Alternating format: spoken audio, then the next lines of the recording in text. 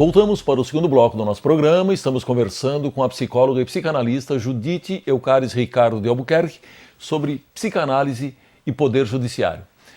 Judite, você também tem afirmado e concluído nos seus estudos que muitos daqueles que buscam o judiciário trazem consigo uma espécie de sofrimento mental que os faz existir ou leva a existir, ter um maior protagonismo no campo social.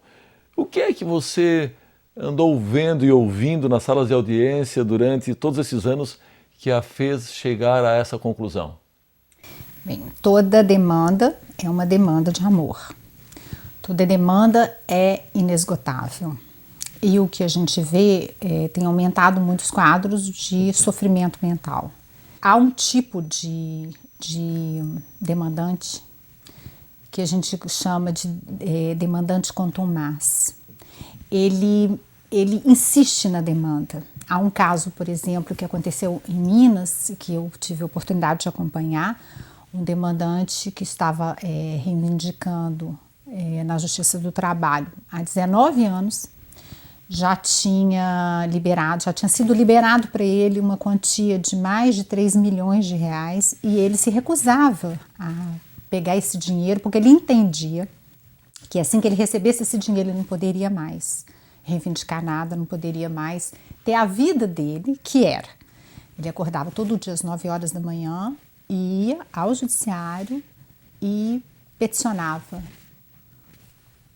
constantemente, diariamente. A forma que a gente pode entender o que acontecia com esse sujeito psicótico, paranoico, ele existia, ele tinha essa demanda como uma forma de se fazer existir no social. Quando não se é muito respeitado, valorizado, quando não se tem muito laço social, o homem contemporâneo sofre disso, né? Atualmente não se fazem muitos laços sociais, os laços são efêmeros, são frágeis. É uma forma de se fazer ouvir por uma autoridade, por um judiciário, por todo um campo que o acolhe e o responde. Mais do que isso, o judiciário ele tem um funcionamento que quando você entra com um pedido, você tem que ser respondido. Não importa se sim ou não, se vai ser acatado o seu pedido ou não, mas você é respondido. Isso a gente faz uma leitura em psicanálise que todos esses pedidos, todas essas demandas, elas não têm fim para esse tipo de paciente, porque quando eles entram com elas, eles têm automaticamente a resposta. Então entra num automaton institucional e isso prende eles ali e dá corpo a eles como sujeitos de peso, porque eles incomodam, porque eles fazem a diferença, porque eles de certa forma perturbam, eles vão à corregedoria. Eles se queixam do juiz, eles se queixam do atendente de balcão, eles têm toda uma reivindicação a fazer, eles vão nos órgãos superiores. Então, assim eles existem, dá corpo à existência deles. Bom, é sabido também que a preparação para a magistratura é muito difícil e, na maioria das vezes, o futuro juiz, o aspirante ao cargo, ele tem pouco contato com realidades que vão começar a frequentar o seu dia a dia como magistrado e sobre as quais ele terá que produzir um julgamento. Bom, você percebeu com esse trabalho, Judite, com os juízes, que existe uma carga muito grande de sentimento, como você já vem explicando, por trás dos processos, por trás das demandas. Então, como é que o juiz percebe, na sua visão, e responde a esse conflito que transcende as próprias questões trabalhistas? De uma forma geral, o juiz se angustia. Ele é chamado a responder de um lugar que a formação não lhe capacitou para isso. Sim. Ele sabe tecnicamente, são todos muito bons, eu vejo, né? Assim, os concursos são dificílimos, mas ele é chamado a responder de um lugar que ele não domina muito. Alguns se angustiam tanto e eles vão em busca de técnicas, regras, para que os ajude a se sustentar ali naquele lugar. A minha opinião é que essas técnicas, hoje até eu estava conversando com um juiz daqui e ele dizendo que assim, é muito bom no início, você aprende, por exemplo, técnicas de interrogatório, Muito bom você ver que alguém, né, que o fulano está mentindo, eu percebo que ele está mentindo, mas e aí, fazer o que com isso? E aí ele diz assim que com pouco tempo você percebe o seguinte, você sabe que ele está mentindo, não precisa de técnica para isso. Agora, como lidar com isso? É como cada um lida com isso, com a tentativa de dar conta como um super-homem de tudo isso.